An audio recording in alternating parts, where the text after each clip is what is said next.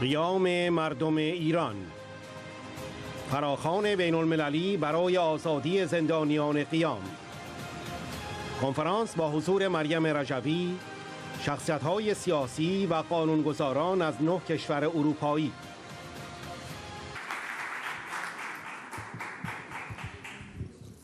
Madam Rajavi, distinguished members of the parliaments, European parliaments, ladies and gentlemen, thank you very much for the invitation.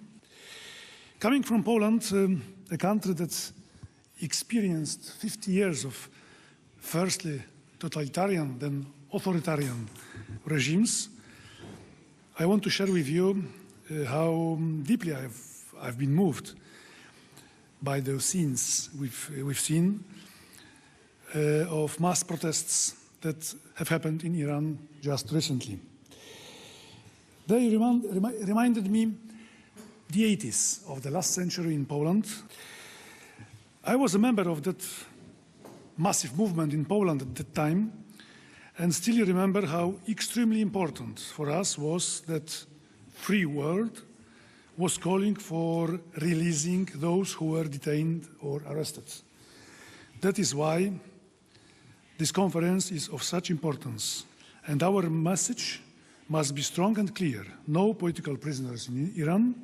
All across Europe should voice up release of detainees in Iran.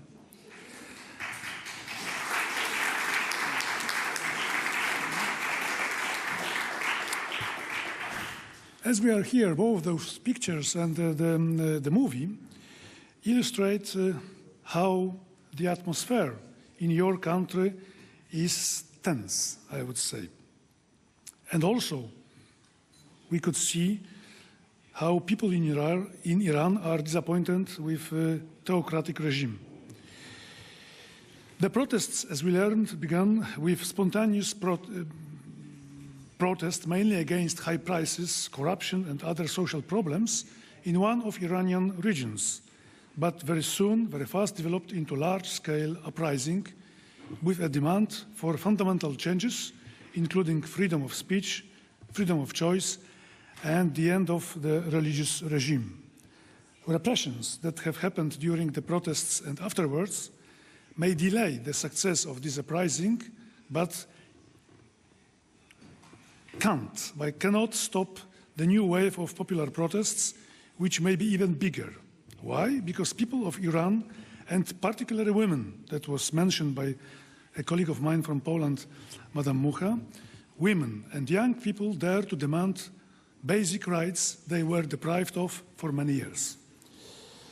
The protesters equally rejected religious supreme leader Khamenei and the president Hassan Rouhani. It clearly demonstrates their lack of belief either of the regime's faction may fulfill their hopes. That should be seriously taken into consideration by the European Union, USA and other United Nations powers. Khamenei, Rouhani and other government officials have declared that Mujahideen al-Khalq stands behind these protests. That only confirms that how important role the opposition plays in Iran. It should be then recognized as credible partner for all who want to change tough conditions Iranian people live in. I believe the Iranian opposition and particularly your council, if supported by the democratic community of Europe, may achieve concrete and far-reaching goals. One day, let's hope, sooner than later, democratic and secular Iran. This is my wish to you. Thank you very much. Please take the floor.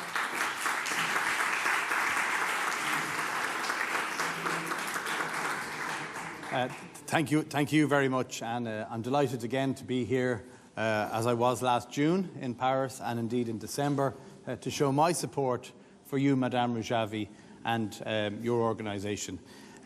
It's a great honour to be here today at this conference. But in recent months, the world has seen people across Iran protesting against the regime and its destructive policies, not only in Iran, but across the Middle East.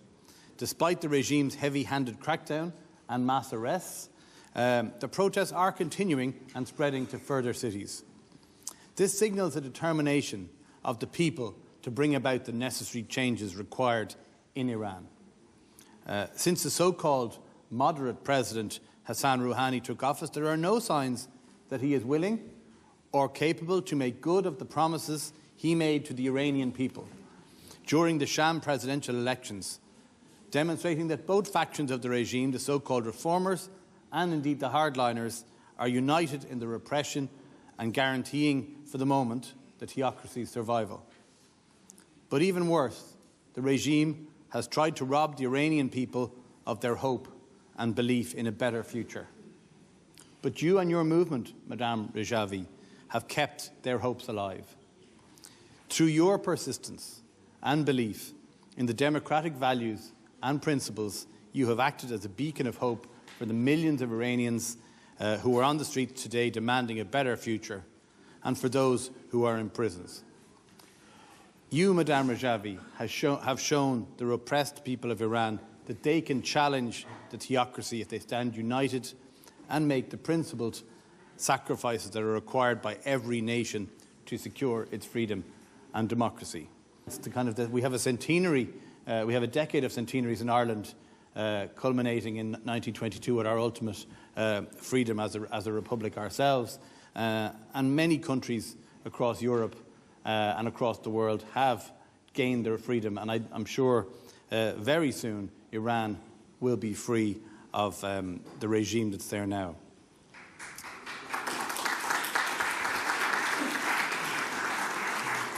You, Madame Rajavi, have shown the oppressed people of Iran they can challenge the theocracy if they stand united and make the principal sacrifices that are required by every nation to secure its freedom and democracy. It is clear the Iranian regime cannot turn the clock to the past, and it is evident that the regime is incapable of addressing the systematic corruption and embezzlement that have crippled Iran's economy. Your movement, the PMOI and NCRI, are helping people of Iran organise their protests against the theocracy, which even the regime is now acknowledging, as has been referred to by public statements from IRGC commanders and even the Supreme Leader. The international community, particularly the EU, must take note of this and reverse their appeasement policy towards the current regime in Iran. The EU and its member states must demand the release of all protesters arrested since the beginning of the uprising in December of last year.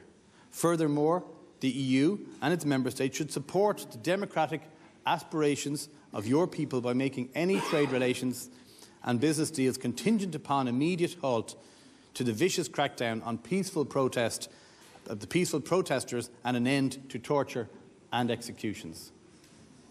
Finally, I believe that the EU and the UN must act to end the culture of impunity in Iran, which they can do by identifying the perpetrators and naming and shaming them, by imposing punitive measures, and demand they face justice in an internationally recognised, accountable process. I support you and your endeavours to bring democracy and freedom to Iran, and I hope that we will soon be joined by European governments, because a free and democratic Iran not just benefits Iran, but also benefits our future interests and peace in the world. Thank you very much.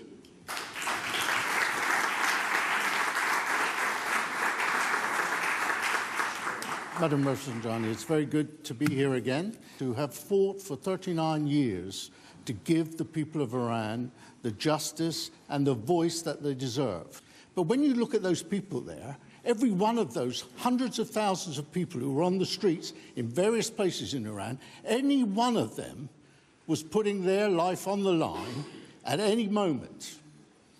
And that's a real story to behold, that many people were prepared to risk their liberty, their health and well-being, their families' well-being as well, because they felt so desperately frustrated that they live in a country where the things that we take for granted, freedom, the rule of law and democracy, is not available to them. Many of our colleagues who've spoken today come from countries where the time had run out for their regimes that had suppressed them. I was in Romania in '89 when the revolution was going on, over the Christmas and New Year of '89. I saw firsthand the struggle of the people of Romania and the fact that they were able to overcome that regime. We have to make sure that politicians cannot use ignorance as an excuse or this old thing about we're very sympathetic, but unfortunately we've got other interests which are far more important than the rights of the people of Iran. So let them go on being suppressed, let them go on being tortured and killed, but we've got other issues, and sorry, we haven't got time for this one. It's our job to make sure that our governments, our politicians, find time. Thank you very much. Presidente Madame Rajavi, onorevoli colleghi, grazie per avermi invitato a questa conferenza sull'Iran. Sono onorato di unirmi ai miei colleghi italiani e degli altri paesi europei e non solo, alla resistenza iraniana per essere a fianco del coraggiosissimo popolo dell'Iran. Le immagini che abbiamo visto ci testimoniano quanto stia crescendo il coraggio e la consapevolezza di poter abbattere il regime. Signora Presidente, la conferenza di oggi dimostra l'impegno del suo movimento nei confronti della democrazia. Presenta una miniatura di cosa ci aspetterà in un futuro Iran libero e democratico. Oggi ho avuto il privilegio di ascoltare parole bellissime e forti da tutti i colleghi provenienti dall'Europa e non solo. E vorrei fare eco a queste espressioni di sostegno per il popolo iraniano. Madame Rajavi, il suo movimento dimostra oggi di avere la capacità di riunire parlamentari e politici di differenti collocazioni politiche con opinioni a volte anche molto distanti su altri temi, attorno a principi fondamentali e comuni, come la libertà e la democrazia. Noi che partecipiamo a questa conferenza oggi possiamo rappresentare diverse opinioni politiche, ma oserei dire, parlando a nome di tutti, credo, che i valori e che i principi che il suo popolo vogliono affermare sono i valori e i principi che alimentano le democrazie dei nostri popoli. Nelle ultime settimane milioni di iraniani sono scesi in strada per chiedere ciò che in molti in Occidente danno per scontato: libertà, democrazia, dignità e diritti umani fondamentali. Dall'altra parte, invece, c'è una dittatura che vuole intervenire su ogni aspetto della vita delle persone. Lei, Presidente, poc'anzi ci ha parlato di 8.000 manifestanti arrestati in Iran durante le recenti proteste antiregime. L'Unione Europea deve utilizzare la sua forte voce internazionale per chiedere immediatamente il rilascio e senza condizioni di tutti i prigionieri politici in Iran, in particolare di tutti coloro che sono stati arrestati durante le manifestazioni.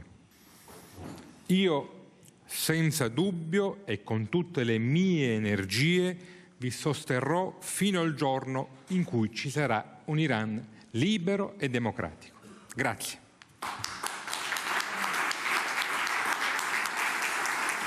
Dear Mrs. President, honorable members of Parliament and Senate in the different European parliaments, I think our first words have to be of many congratulations to the Iranian people for the magnificent show of determination, of courage, of standing for the values of freedom, democracy and human rights that they have given to the whole world in face of the most extreme repression of continuous pseudo-suicides of those who have been arrested. Thousands of people arrested, but still the Iranian people is there, is showing a light to the whole world in a situation where a lot of people have been becoming skeptical on the values that have been ruling our civilization. And we owe you all so much. You, Madam President, that have been clearly leading this movement, that have indicated the way. The slogans do not come by chance. They show who is leading. They show that the Iranian people was able, from every corner of the country, regardless of the ethnicity, regardless of the region, every Iranian raised. And this was a magnificent show to us all.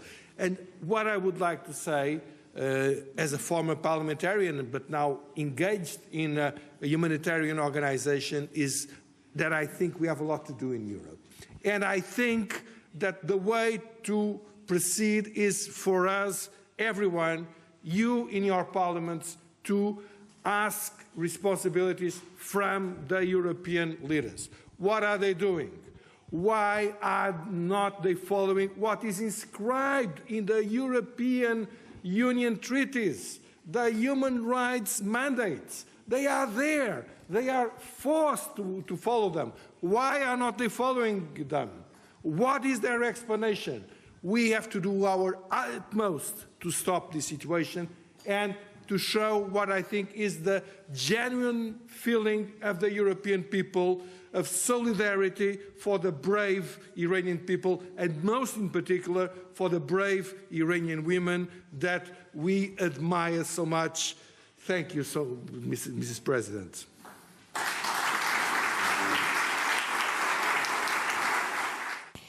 I want to thank you very much, Mrs. Mariam Rajavi, for inviting me to attend this meeting that you have decided to organize in such a crucial moment. I am very impressed by the image we have seen, but also by the fact that demonstrations continue in Iran despite 8,000 people arrested. I would like to remember that 29 of them are women who refused to dress the veil, and despite 50 people killed on the streets, and despite 12 people have been tortured to death in prisons. If this happened in Iran, it is also because those who are responsible of the massacre in 1988 of 30,000 political prisoners are still in the government with very important political positions. I would like to say that the nature of the regime is still the same. We should be aware of this, and we should try to explain our public opinion this very clear truth. You said in your intervention that Rouhani, who previously considered the PMO as an irrelevant organization, now is saying that you are responsible of the demonstrations in Iran. And you said that he asked also Macron to take action against you. And I think that this is because this regime cannot recognize, cannot share any democratic principle, any democratic value. And this is the reason why we have to support you now stronger than before, and to call the international community and Europe for taking action for the release of the people who have been arrested during the demonstration. And also, I think we have to continue to call for an international inquiry on the massacre of 1988, because there is a bloody link between what is happening now and what happened in the past.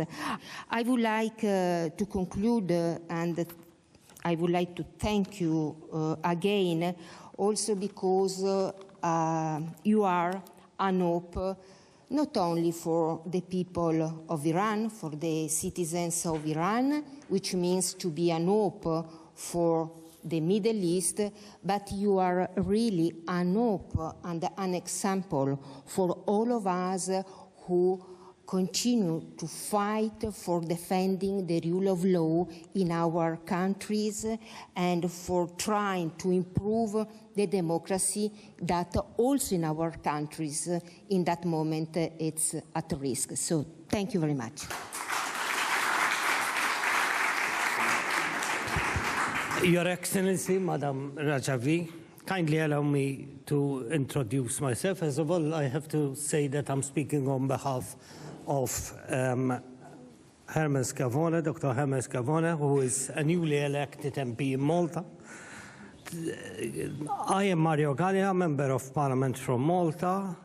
My area of expertise is election observation and have monitored and led various election observation missions in emergency democracies across the world on behalf of the European Union, Commonwealth, United Nations, and other international organizations. I would like to thank our hosts, the National Resistance Movement of Iran, led by a very able woman, Your Excellency, Madam Rajavi. I thank you for your relentless work. Martin Luther King wisely said, and I quote, "The ultimate tragedy is not oppression and cruelty by the bad people, but the silence over that by the good people." End of quote. And this is so true. There is still a deafening silence regarding the desperate situation in Iran, where thousands of people are being arrested, tortured, executed, and their only crime is for taking it to the streets, protesting for good governance, rule of law, democracy, and human rights. As a very renowned writer rightly pointed out some days ago, and I quote, "When people protest against mass unemployment, corruption, and blatant abuse of human rights in Iran, and the protesters are being met with bullets, the world is expected to do more than just monitoring the situation." End of quote. All of us here came to Paris today because we are truly worried about the unfolding situation here in Iran. We are here because we do not want to be accomplice of the brutal regime of Iran. We are here to send a strong message of solidarity to the brave people of Iran. We are here to send a bold message of condemnation and denouncement to the corrupt, barbarous, brutal regime of Iran. We are here to make a loud statement because we know that silence means consent. Our message to this regime is stop imprisoning, torturing, and killing innocent people. Immediately release unconditionally all political prisoners. Our message to the regime is also very clear. The world is watching you. And what you are doing are crimes against humanity, which are sanctioned under international law. One day, and I hope this will be very soon, justice will prevail and you will be held accountable for your criminal actions.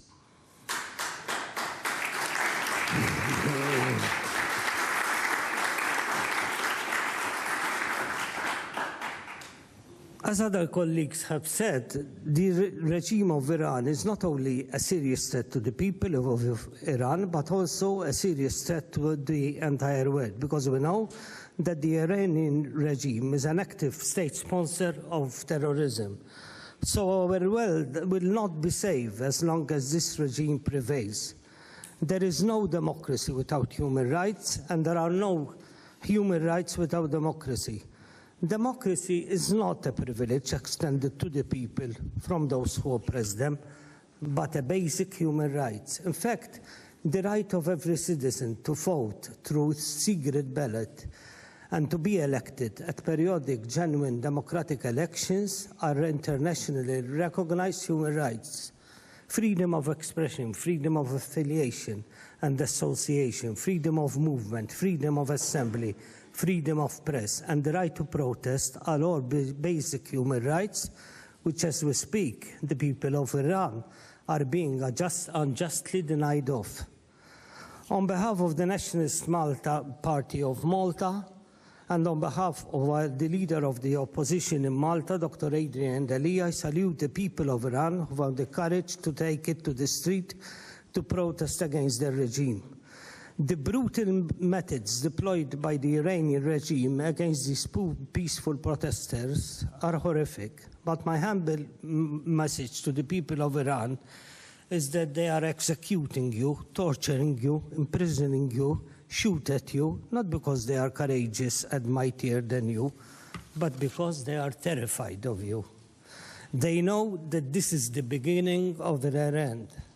As former British Prime Minister Sir Winston Churchill rightly pointed out, and I quote, "You see dictators on their pedestals, surrounded by the bayonets of their soldiers and the truncheons and guns of their police. Yet in their hearts there is unspoken fear. They are afraid of free words and thoughts stirring at home and abroad. And because these thoughts and words are forbidden by the tyrants, they are even more powerful, and this terrifies the tyrant. Even a little mouse of a free thought will drive the tyrant into panic." End of quote.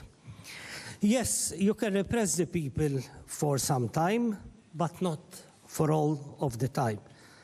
To the national resistance movement of Iran and to the people of Iran protesting in the streets and in the universities of Iran, I say you are true heroes. Your fight for democracy, human rights and rule of law in Iran is indeed commendable. As the great Nelson Mandela once said, and I quote, "I learned that courage is not the absence of fear, but the triumph over fear. The brave man is not he who does not feel afraid, but he who conquers that fear." End of quote. And this is precisely what the Iranians protesting in Iran are doing. They are conquering their fear. My message, and I'm sure that you gathered here share with me to the people of Iran, is that we are with you. You are not alone, and we will never leave you alone. Your fight is our fight. We will not rest, and we shall continue to be with you through thick and thin until you win.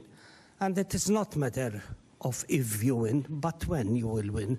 I feel confident that you will win and legitimately get your country back from the hands of this evil regime, and finally have the government of your choice through a genuine democratic election. Then, and only then, we will rest our case. Thank you very much.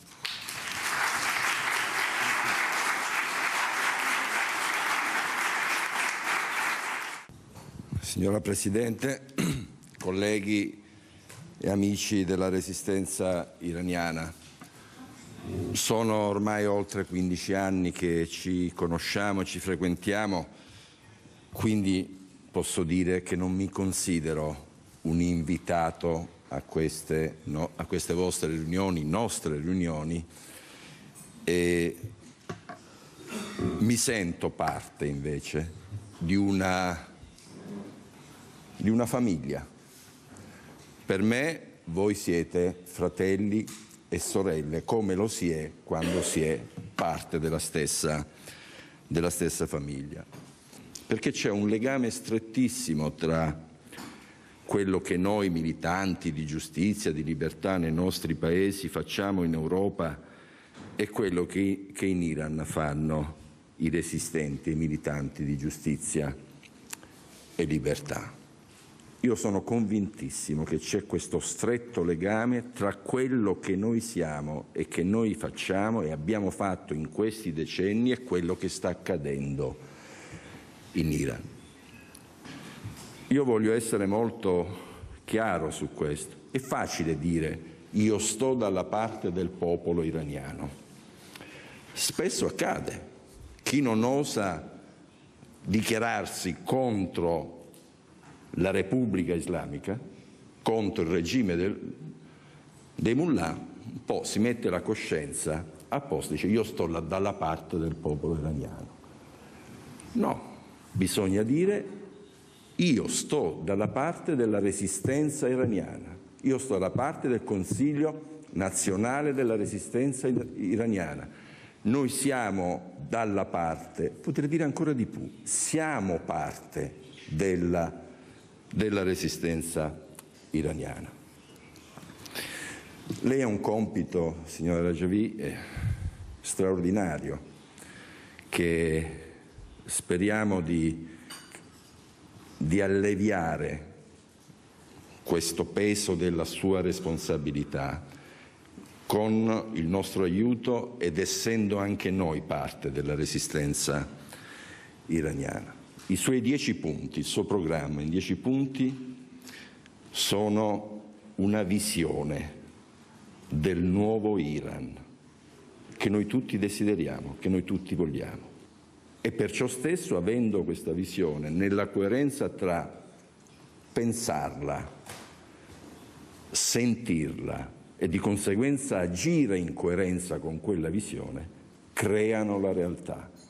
I veri realisti, gli autentici realisti sono i visionari. Lei lo è e lo è in maniera coerente tra modo di pensare, modo di sentire e modo di agire. Questa è la sua forza, ma è la forza di tutti coloro i quali l'unico modo per essere dalla parte del popolo iraniano è essere parte della resistenza iraniana.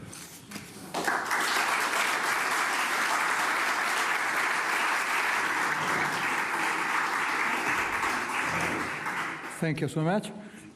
Madam President, dear friends, in the many years that I've been closer to the Iranian resistance, I had many privileges. One of the main privileges was to be in Ashraf. And it was extremely impressive for me to be among the brothers and sisters of the Iranian resistance there. Then, several years later, I had another privilege, to meet most of the same people from Ashraf in Albania. And I'm pretty sure that they will see our conference of today, our meeting. And so I want to say thank you to all of them for all that they did and they continue to do. They set up a great example of resistance in spite of every difficulty, with bravery, and we all should be proud of being friends of them. So I agree with my friend Sergio on the fact that we will definitively continue to be a part of the resistance, not only to be on the same side, but to be something more, to be the voice of the Iranian people that are struggling with all the possible bravery for freedom and for the life and the future of Iran. Thank you so much.